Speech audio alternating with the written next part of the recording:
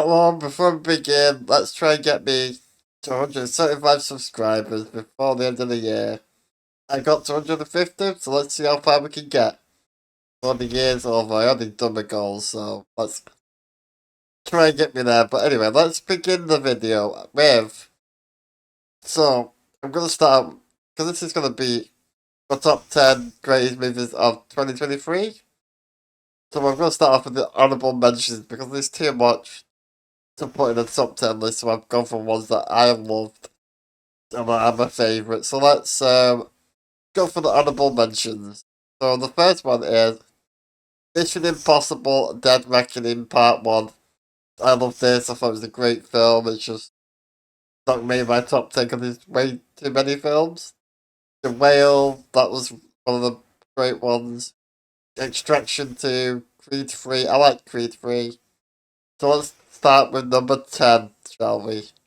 So on number 10 is Wonka. Now this is a prequel to the film Willy Wonka and the Chocolate Factory from the 80s, or just, I think it was the 80s.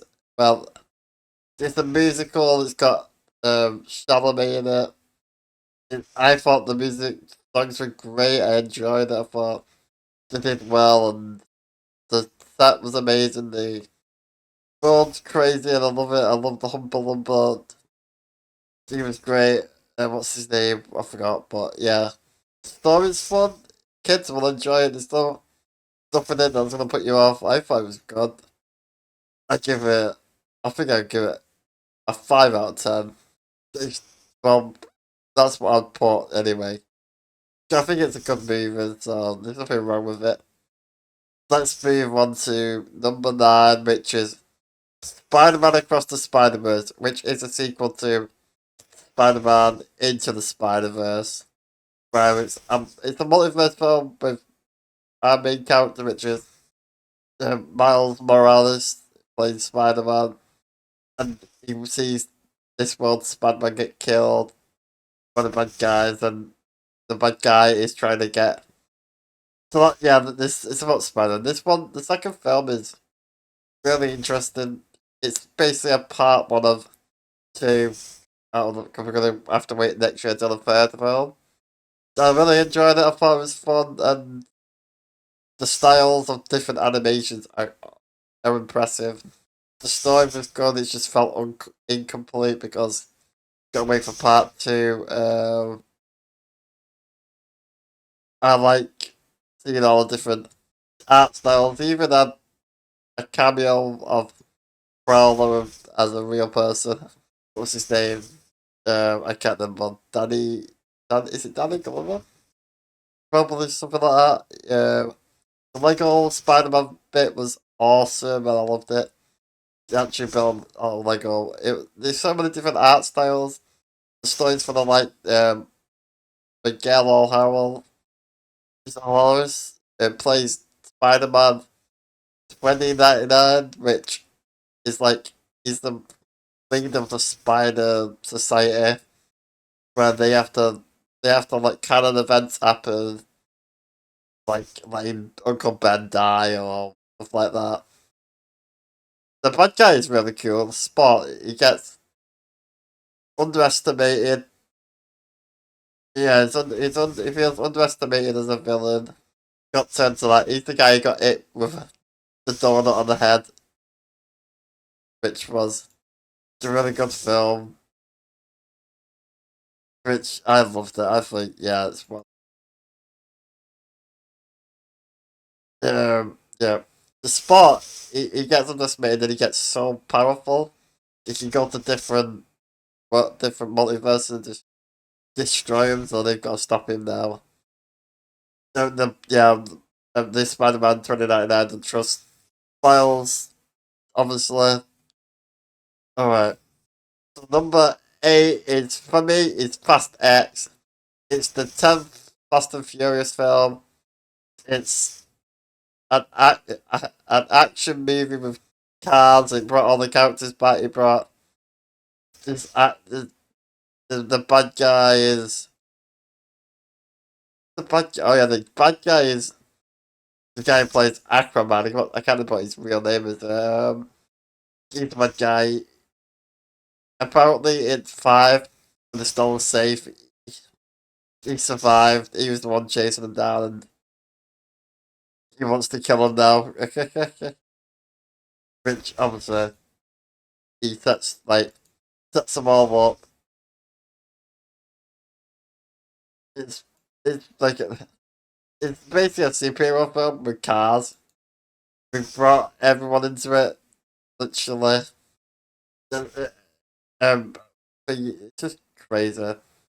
I love the set pieces, the cars, the bad guy was just crazy and fun. I just love these films because they're just entertainment and there's nothing better than that. You just, like, of course, they're not gonna survive in driving cars like that. They're not gonna survive driving the cars and crashing into each other and everything like that. But the fight scenes are great. So it's just, I just love these films. The stupid fun, and they're nothing more than stupid fun. They're not, they don't think, not thought provoking or anything. I just love watching them every time they come out. But yeah, let's move on to number 7, which is The Killer, directed by David Fincher. About an assassin who's on missions to assassinate people. Spend a lot of time with him in like the at the beginning, going on about what he's got to do to kill and how he doesn't think about stuff and all that, and then it all happens from there. He ends up causing crazy shit to happen. He destroys. He misses his kill. His might kills the wrong person. Escapes. And then he finds out about his girlfriend. She got beat up by these people. She goes around hunting them down. Which is, if you ask me, it's the best Hitman film than the actual Hitman movies. I love the monologue that he gives and everything. I just love it. It's something different, unique. Uh, David Fincher knows how to make movies. Um, David Fincher's great. Um, Michael Fassbender does amazing in his role. Hitman is I love it. There's one bit where he has to fight a giant guy. He keeps messing up. Just he has to fight a guy who's fucking could kill it. He's that big and he's one of them that got ordered to hunt him down. Yeah, I love the seeing him dressed in different. Where he gets stuff like in the car and he gets all the gets a van. He's got places all over with different guns and weapons and all that, and he works his way to get the people. Anyway, that film is great. I love it. Fantastic. And number 6 is Cobweb, which is a horror film. It's only 90 minutes and it's basically set around this kid. His mum and dad are very strange. He is knocking in the walls and there's someone talking to him. Saying that his parents are evil and all this. And I'm not going to spoil it because I like this film. I don't think you should go and watch it. But the character's interesting. It's you got overshadowed because of Oppenheimer, but yeah, it's really well done. You deserve to go watch it. Enjoy films. If you enjoy horror films and go watch Cobweb. It's the setting's great. It's not really any. There's two settings: the school and the house, and that's it. And Anthony Starr is playing his usual role. It's nothing different than um, Homelander. It's really good. Number 5. Remember top 5 now. It's gonna be Saw X. I think this is one of the best Saw films in the franchise. It's better than any other ones, and it's more of a synthetic story too. John Kramer, John Kramer is back, and it's before he dies of cancer. But he's trying to get a cure. So he gets lied to about there's a cure, and he goes to Mexico there, and he's talking to people. So great, I love it. I love the kills, like the one where the guy has to break his fingers because he steals stuff, or his eyes get sucked out and his eyes get pulled out. This one was just chop a leg off. This one where he has to perform open head surgery, like brain surgery on himself. But you're not gonna survive that. There's one where you have to smash his ankle, or she's gonna get radiation from it, like poisoning, just using the radiation thing to burn her. There's the one with the blood. This one, yeah.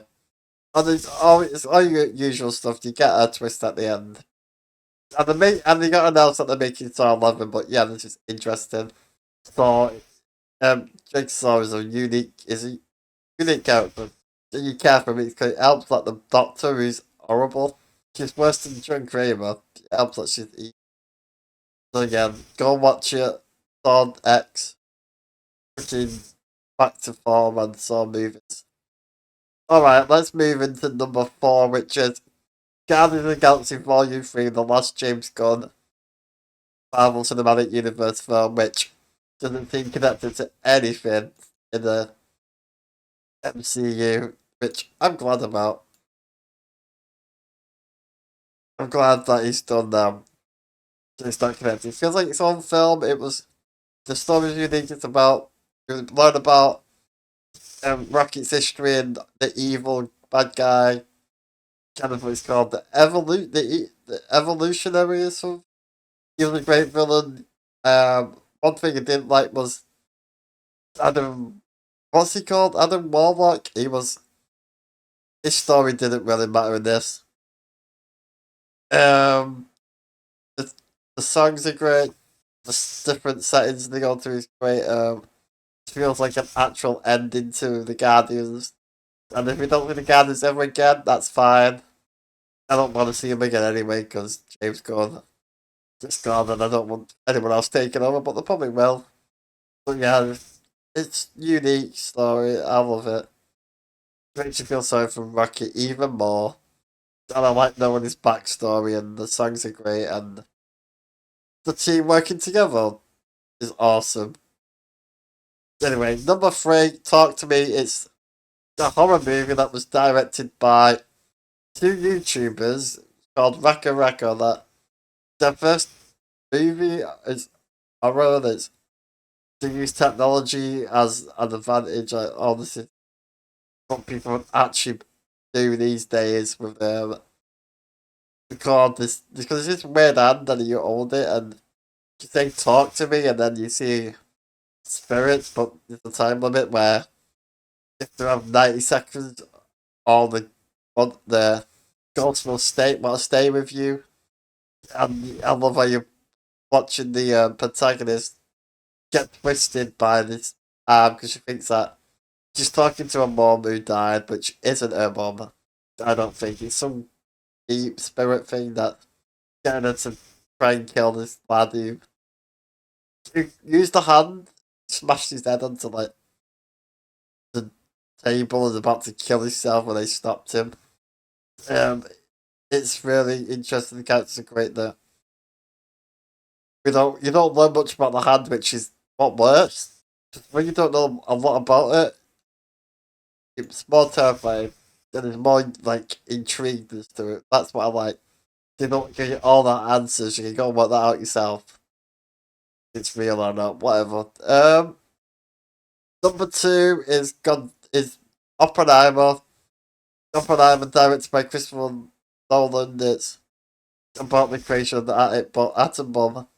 Well, the other bomb they dropped on Japan. It's about Robert Oppenheimer's life. We go through everything that he goes through in his life, and um, I love all the cast in this. Just people in there, you're just like, I've not seen them in years. Oh my god, what are they doing here? It's like a lot of it's black and white. The one bits that are black and white apparently. I don't think they know if they happened or not. I love how after he creates the bomb, the Americans government turn on him and start questioning him, saying, going on about him being a communist and all this stuff.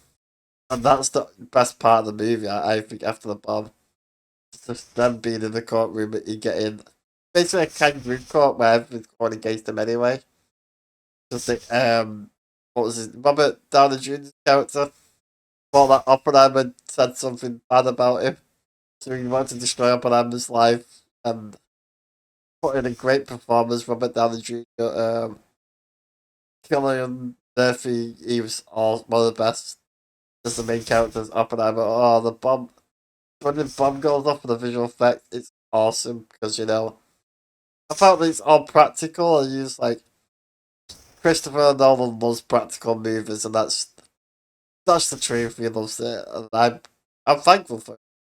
But I don't like all CGI used all the time. It don't CGI. There was a little bit of it. I can't remember. He meant to enhance movies, not just use because it's easy. But yeah, Oppenheimer, go and watch. This is a film I recommend watching. But let me know. It's it's 3 hours long anyway. Let's get to number one, which is Godzilla minus one. I watched this the other day, and this is the best Godzilla film I've seen, or best movie all round, all year round. You actually care about the humans. It's more about the human story than it is of Godzilla. I mean, the way story the main character goes through, like a line where she's like, with some characters like, "Is your war over now?" And it was a kamikaze plane pilot, and he in the war he didn't want to kill himself, so he landed on this island, and instead of like them saying, "Oh, there's nothing wrong with your plane," and he's like, "What you trying to imply?" And then he walked off, stormed off, and then the mechanic walked off and let him on saying, "I get it, not wanting to die when the course is already over. The war was over. Japan lost. They lost the war. He didn't want to kill himself, and then Godzilla shows up, and the guy's like, "Get in the plane, shoot Godzilla. This gun's about to kill him." And Bay gets the better of him, and he runs away, and all the mechanics there die except for one, and he's the one who like gives him the saying, "Come on, take this." Gives him all the pictures of all the people that died. And he goes home and he finds out his family's dead. He creates a family with this woman who's like, there's a kid. That's not my kid. The woman's mum and dad's dead. The kid's parents are dead. Kid's parents dead. The neighbours lost the kid. They become the kid's family, and um, see how broken the Japanese people are. And obviously they didn't want to fight in the war and stuff, and the government didn't really put stuff in place for him and all that. It's just Godzilla is a force of nature and terrifying. It's the bit of the boat with that's like Jaw-esque. It's real. It made me wow. This is amazing. I love it. Yeah, it's fantastic. Godzilla is scary. I love the look of Godzilla too, and I love when part of his face gets destroyed and he just builds back up. He destroys buildings. It's like OG Godzilla. Which I need to watch more Godzilla films. Yeah, it's great. The human characters are actually what you care about too. The government can't help them, so the people come together and work out a plan to defeat Godzilla. Because he thinks Tokyo is his home now. His territory, and people are in it. There's a lot that they go through, and the characters are in. This is top tier movie. I can't wait to buy this on Blu-ray. Like, Godzilla was an actual monster. He didn't care about the humans, he was just like destroying, taking their whatever he wanted, he didn't care. Just a lizard monster that doesn't give a shit. He's a mythical creature anyway, he was only around. Got mutated by the bomb that they tested in the water though. He can shoot fucking beams that destroys ships and buildings, kills a lot of people. So yeah, this is one of the best films of the year. I hope you like my top 10. Leave your top 10 down below. Your top 5. And Leave a like, comment, and subscribe. And I'll see you next time. Thanks for listening. Goodbye.